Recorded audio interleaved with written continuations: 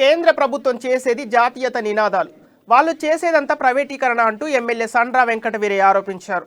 రెండవసారి ప్రధానమంత్రిగా మోడీ పదవి చేపట్టిన తర్వాత ప్రభుత్వ రంగ సంస్థలను ప్రైవేట్ వ్యక్తులకు కట్టబెడుతూ దేశాన్ని విచ్ఛిన్నకర పరిస్థితిలోకి నెట్టేస్తున్నారని మండిపడ్డారు.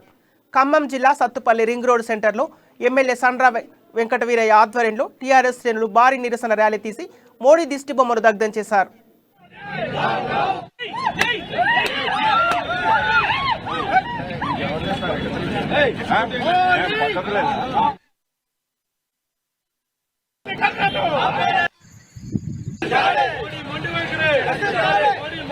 కేంద్ర ప్రభుత్వం ప్రధానమంత్రి మోడీ గారి అధ్యక్షతన ఏర్పడిన ఈ ప్రభుత్వం వాళ్ళ నినాదాలు మాత్రం జాతీయత, వాళ్ళు చేసేదంతా ప్రైవేటీకరణ.